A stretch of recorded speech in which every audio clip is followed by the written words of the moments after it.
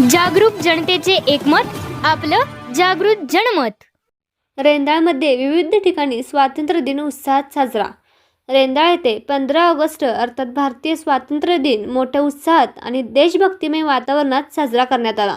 गावातील कुमार विद्या मंदिर, new English school व ज्युनियर कॉलेज रेंदाळ तसेच ग्रामपंचायत रेंदाळ, आबासाहेब पाटील रेंदाळ सहकारी बँक आणि श्री दत्त उद्योग समूह तसेच स्वातंत्र्य सैनिक सौ लीला पितांबर माळवदी वाचनालय रेंदाळ अशा विविध ठिकाणी ध्वजारोहणाचे कार्यक्रम उत्साहात पार पडले।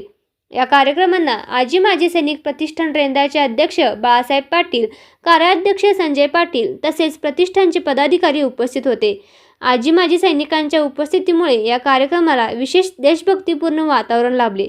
यावेळी रेंदाळच्या लोकनियुक्त सरपंच सौ सुप्रिया पाटील, उपसरपंच मुकुंद पतंगे, माजी सरपंच रावसाहेब तांबे, ग्रामपंचायत सदस्य सौ दया पाटील, रणजित खोत यांच्यासह ग्रामपंचायत पदाधिकारी व नागरिक उपस्थित होते।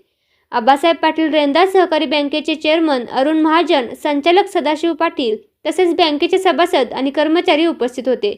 तसेच श्री दत्त उद्योग समूहाचे अभिषेक पाटील, सभासद आणि कर्मचारी यांनी श्री दत्त उद्योग समूहातर्फे उत्साहात स्वातंत्र्य दिन साजरा केला।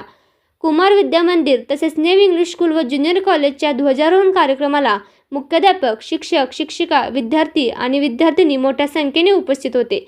राष्ट्रध्वजाला मानवंदना देत विद्यार्थ्यांनी देशभक्तीपर घोषणा आणि विविध सांस्कृतिक कार्यक्रमातून स्वातंत्र्य दिनाचा उत्साह द्विगुणित केला।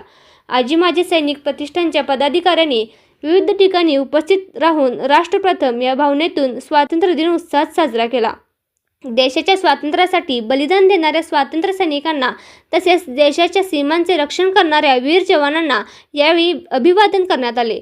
रेंदाळमध्ये विविध संस्था, शैक्षणिक संस्था, ग्रामपंचायत, सहकारी बँक आणि उद्योग समूह यांच्या संयुक्त सहभागातून स्वातंत्र्य दिन उत्साहात आणि देशभक्तिमय वातावरणात साजरा झाला।